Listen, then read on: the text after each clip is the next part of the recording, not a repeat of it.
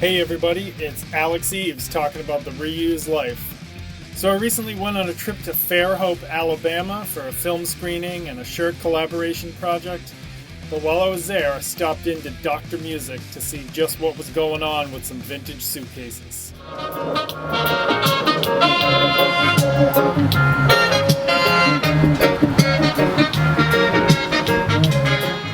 The idea is to take a vintage suitcase, build an enclosure, add speakers, port and tune it, add amplifier, Bluetooth, battery system.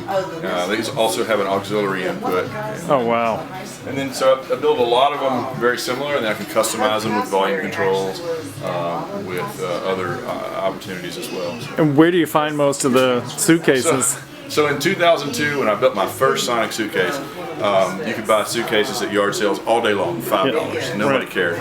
Then within a few years, people were decorating with them, making dog beds, merchandising with them, doing photo shoots with vintage suitcases, and so it became very competitive. Most of my suitcases now buy in antique malls. Oh, okay. So your profit margins, a little smaller these days, but like this is a Hartman suitcase, which is a very high-end suitcase.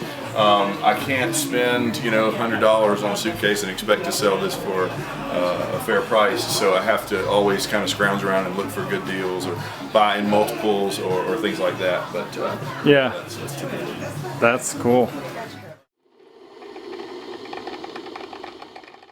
Owning a record store for 23 years, in 2004, downloading iPods, iTunes, Napster, all that really killed the record business. And in 2002, I had started fooling around with suitcases and speaker systems.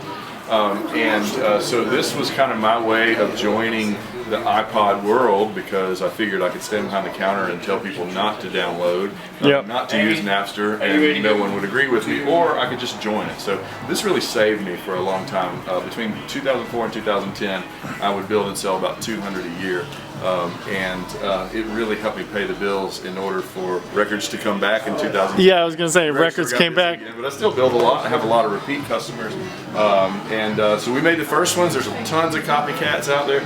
We made the first ones. I believe we make the best ones because I understand about speaker enclosure design and crossover networks and things like that. And so it's not just putting speakers in a suitcase. It's more like a science of sound kind of. The first thing I do is I take a suitcase and I build an enclosure inside. And once I have that enclosure, wooden enclosure, once I have that, then I can determine what speakers to use and what complement of amplifier, batteries, things like that. It's going to work well with speaker. And so by taking the enclosure, I can port and tune the enclosure for efficiency, for better bass response.